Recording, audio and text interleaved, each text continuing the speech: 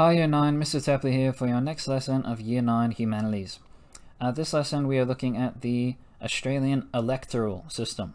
So when you hear the word electoral, think elections, think voting. So we're trying to develop our understanding of the election and voting systems in Australia. Our success criteria is to outline the key details of the election process in Australia. So what does it look like? How does it work? And then to reflect upon the effectiveness of the electoral system. So does it have strengths and weaknesses? Can we improve upon the system of voting we have in Australia? Or is it super fair, super bestest for everyone? So in our representative democracy, which is our system of government, democracy of the people, by the people, for the people, in our system of government where politicians are elected to represent and support the interests of the people who voted them into power, it is important to have a fair voting system. You can't have a representative democracy where the politicians are supposed to represent the people if we're not having a proper election, if we don't get to vote for the people who we want to. So it has to be a system of fair voting, otherwise you're not going to have a fair government. The Australian electoral system is based on a number of key principles, so key features, key structures that make sure that our system of voting is fair. The first one is a term you might remember from Year 8 Humanities, if you've got a better memory than Mr. Tapley, universal suffrage. So universal meaning everyone, and then suffrage is a term that has to do with voting. So in Australia, we have universal suffrage, which means that all Australian citizens have the right to vote in an election. There are some countries where you don't have the right to vote unless you are a man, or you are a certain age, or you have a certain amount of money, or you own a house, or you own several houses. But in Australia, we have universal suffrage. Secret ballot. All voting is anonymous to protect the identity of the voters. That might seem a bit silly to do in like an Australian election, like we have a secret ballot for the form captain in 9G3 or 9B1. But before we brought in the secret ballot, we had people who were getting into trouble, getting like beat up because of who they voted for. So you'd actually have to write your name on your vote, and it would say, oh, Jimmy voted for Johnny, I'm going to beat him up, I hate that guy, or I hate who he voted for. And you'd get people getting blackmailed or intimidated or even manipulated into voting for someone they didn't want to. So it's important to have a secret ballot to protect the identity of the voters. Compulsory voting. Each eligible citizen is required to vote. So compulsory means you have to do it. It's mandatory, you must do it. So everyone who can vote in Australia needs to vote, they're required to.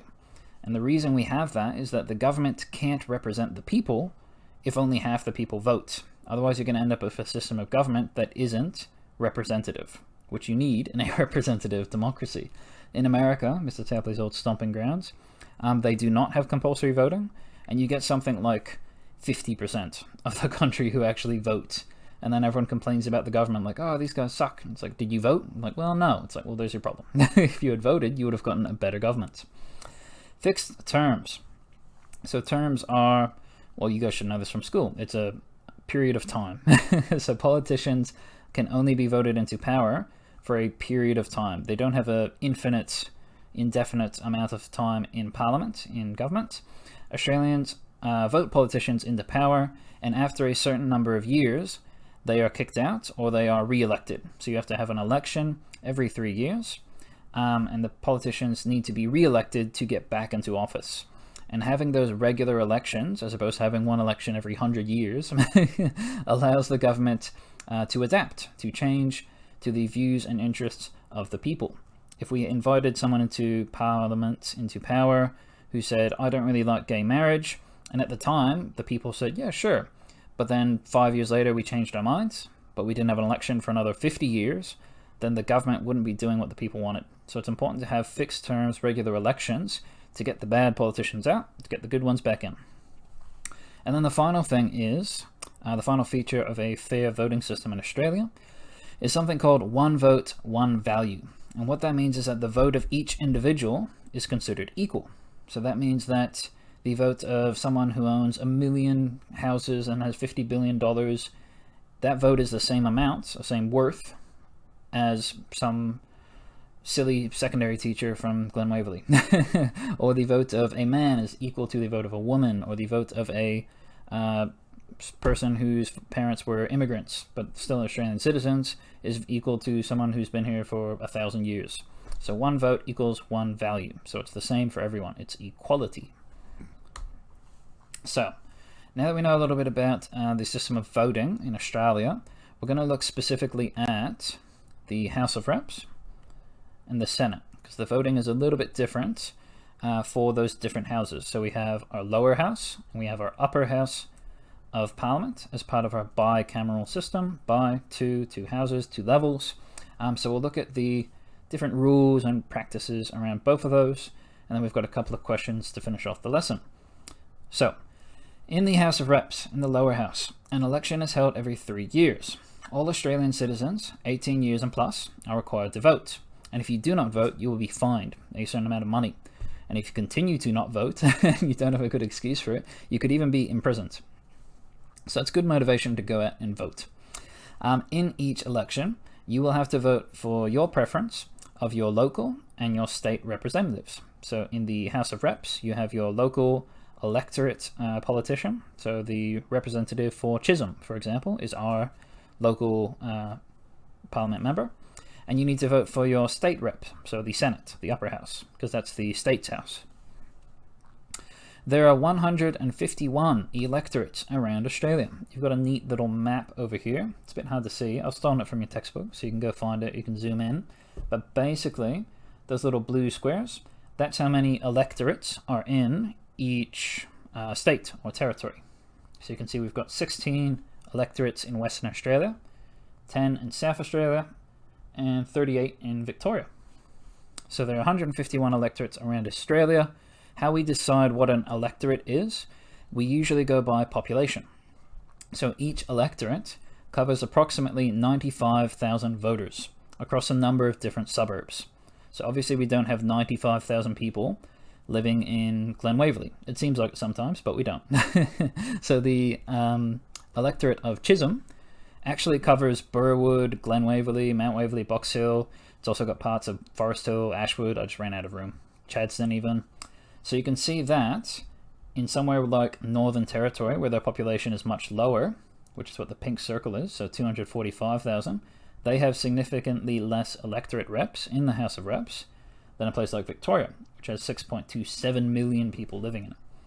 So as different states have different populations, some states have more or less electorate representatives.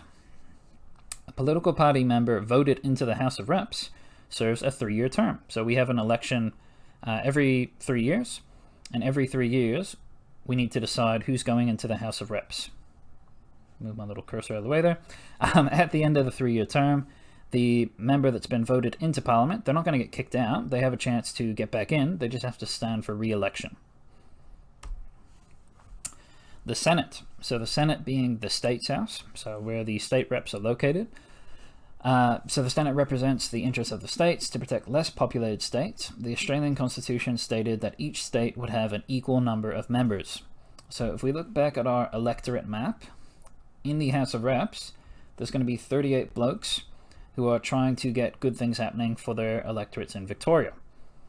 In Northern Territory, though, you've only got 2. So that might be a bit unbalanced in the House of Representatives. So if I really hate Northern Territory and I convince all my mates in Victoria to make a law that's bad for Northern Territory, that might actually happen. But for a law to pass, it needs to go through the House of Reps and the Senate. So what they've done is they've tried to make sure that the less populated states like Western Australia, Tasmania, the Australian Constitution stated that each state would have an equal number of members, because that was a real concern when we were making the Constitution at the time. We were saying, all right, well, I'm happy for federation, I'm happy to come together as one country, but I want to make sure that we don't get beat up by New South Wales and Victoria. So that part of the Australian Constitution did protect state rights. However, if we go back to our list of the key features of a fair system, what about that one at the bottom there? One vote, one value. Is that now equal? Technically not. In the Senate, no, technically not. The state of Tasmania has a population of about 525,000, but they have the same number of reps in the House, the Senate, so 6 representatives, as New South Wales, which has a population of 8 million. Is this the most fair outcome? Yes or no? might have a different opinion. Currently, each state has 12 members serving 6-year terms in the Senate. However, the territories, Northern Territory and the ACT in Canberra, only have 2 members. The reason that is that you go back through the slides and you look at Federation. There's like a little cartoon. It's like a map of Australia after Federation. Northern Territory and the ACT didn't actually exist. They weren't things when the Constitution was created. And therefore, they don't have the same rights and representation within the Australian Parliament. Since they weren't there when the rules were decided, the rules were kind of mean to them. South Australia used to be South Australia and Northern Territory, which is weird to call something South Australia, but it's like half the country. But anyway, so that's why they only have 2 members. It's also why they are territories and not states. So, is it really fair for Northern Territory and ACT to have less people representing them compared to Tasmania or Western Australia? Another thing that could be considered ineffective with our voting system. So just to recap, 151 electorate members in the House of Reps, so they serve 3-year terms, and there are 76, because 12 times 6, yeah, 12 times 6 plus these 2 guys, the territories, 76 state and territory members in the Senate, and they serve 6-year terms. So some of the people in the Senate don't actually stand for re-election until 2 elections later. And yeah, that's all I've got to say about that, guys. Just a couple of questions to look at this lesson, because I've been talking for a while, as per usual. Question 1, chucking this in your digital notebook. I want you to record the key principles of the Australian electoral system in your notebook. So you're just writing down this list here. So 1, 2, 3, 4, top 5 key principles of a fair voting system in Australia. So write those in your book and then have a look at them and see if you can identify 2 strengths and 2 weaknesses of the features in our voting system. So some good things and some bad things about our system of voting. So a good thing might be that we have a universal suffrage, so all citizens have the right to vote. So it's probably a good thing that everyone can vote, that way everyone has a fair say. However, maybe this fixed term stuff, maybe people don't like that. Maybe people think, well, actually, if we have a good politician and he gets kicked out after 3 years, then that would be a bad thing for the country. Or maybe you don't like that there is a secret ballot because people can just hide their identity of who they're voting. Something like that. So 2 good things, 2 bad things about our voting system. Question 2. We're going to go back to your civics glossary, which is in Google Classroom assignments. I mentioned that we were going to be adding to that throughout the term, and we're going to go back to it today. And you're just smashing in 1, 2, 3, 4 terms. So 2 terms that we've looked at in previous lesson, the Senate and the House of Reps. And then going back to the Australian Parliament lessons, if you need a refresher on that, you can go back in the slides or watch the video from that lesson. Looking at bicameral, what we did last week, separation of powers. So 4 terms to add to your civics glossary. I'll show you where that is, just in case you forgot. Civics and citizenship, we've got our resources, assignments, and there's our Send to Learning Task civics glossary. Also, I've added in the slides this link here from the Parliamentary Electoral Office, the PEO, which is a government website, provided to give you all a bit more information about our Parliament, about civics. And they've actually got a glossary on their website, which is useful, I would say. So you can see they've got, let's see if I can find F for Federation. Let's see if I can use a computer. Federation, boom. A nation formed by the... So, that's just there to help you guys out with your definitions if you need. I will say, though, that people who did the dev glossary for economics, so when we did an economics glossary, the people who just copy and pasted the textbook definition or copy and pasted something off the internet, one, it's super obvious, because if I was back in class, I would just ask y'all, what does this mean? And you'd look at me like... 2, you didn't get full marks. So if you were looking at your glossary for economics, your dev task, and you're saying, why did I get such a low mark?